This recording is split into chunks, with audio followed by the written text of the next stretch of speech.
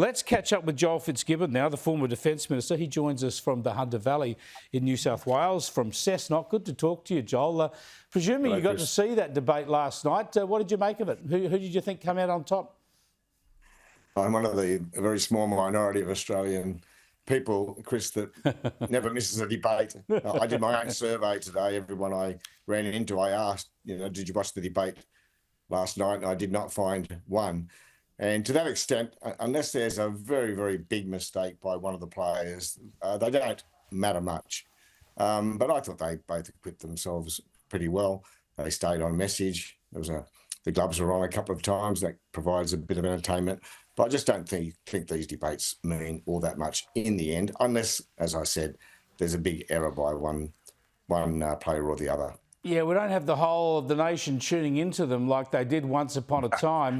We now have election campaigns driven by Instagram, for crying out loud. It's part of the reason we're in this malaise, I suppose. But surely you must be worried from Anthony Albanese's point of view. He's had to spend a lot of time today clearing up this falsehood he put forward, this lie that his government had not asked for any advice on negative gearing. It had just been put to them by Treasury, because Jim Chalmers has had to clarify today again, he did ask for this advice. This is something that he sought.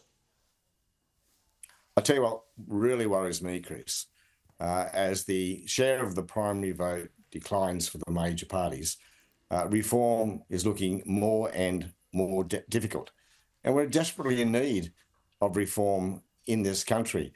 But now, not only are the politicians going to progress real structural reform, reforms, for example, which incentivise our tax system or make our tax system more internationally competitive, or deal with revenue, the expense demands on the country by raising more money through the taxation system. Not only is that too hard now, you're not going to be game enough to even ask Treasury for the numbers and for the modelling in case, someone's going to accuse you of doing something you haven't already done. Yeah, but that's having a chilling effect on policy development in this country. That's what really worries me. I couldn't agree with you more, but no one's been more forthright in going down this path of scare campaigns and the like than the Labor Party.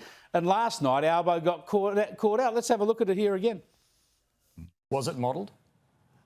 It certainly wasn't commissioned by us to do so. It was modelled by the government. It was that's publicly available. This Prime Minister has a problem with the truth. He said they didn't commission it. Now, his own treasurer has said, they asked for it. They asked for this advice. Surely, if you, as you say, you really want to push on for reform, Albo's actually got to be honest about the fact that they wanted advice on this. Well, I'll just reinforce the point. Obviously, there's been a fair bit of nuance there, I'll call it. But why is this necessary? Where are we in modern politics or in modern democracy when people aren't even prepared to be very clear that they've asked for modelling on a tax matter so that they can sensibly give consideration to it? When we've reached that point, we've got a problem, Chris. Well, we are at that point. We do have a problem. There's more of that today around taxation reform and the like. I mean, the ideal world, of course, would be, and certain you would agree, someone like John Howard coming out with a massive tax reform plan like a GST and actually taking it to an election and trying to advocate for it and win the argument. Yep, absolutely. And when John Howard did that, the major parties shared about 80% of the primary vote. At the last election, it was 68.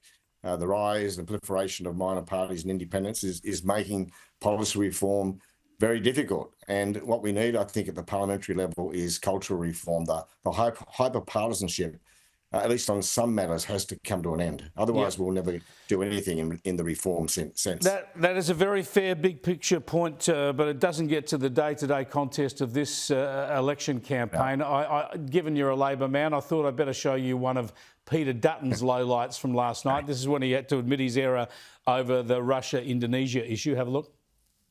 Do you admit you got that wrong? Well, David, the reference I was making shouldn't have been to the President. It was in relation to sources from the Prabowo government. So was that a mistake? It was a mistake. He admitted the mistake. He should move on. But Labor's been going hard on that all day too. Well, as they will in modern politics, Chris. You and I both know that. But Peter's mistake, and he's recognised it and admitted to it, is symptomatic of someone who, is slipping in the campaign, and you'll start to grab onto anything and everything that might change the momentum for you. So an understandable mistake, but a bad one nonetheless. Just very quickly, it's been a lacklustre campaign. I think we all agree on that. Going into the Easter break now, it's going to really hamper the efforts of both sides to really capture everyone's imagination. Yeah, the electorate will go further to sleep. They've been disengaged for the whole of the campaign, and they're not going to engage over that period. So there'll be a sort of 1 week in the final run, which provides an opportunity to get their attention. Look, I think you can be pretty sure about one thing now, or two things. I don't believe Peter can secure a majority. I no longer think he can secure more seats than Anthony Albanese.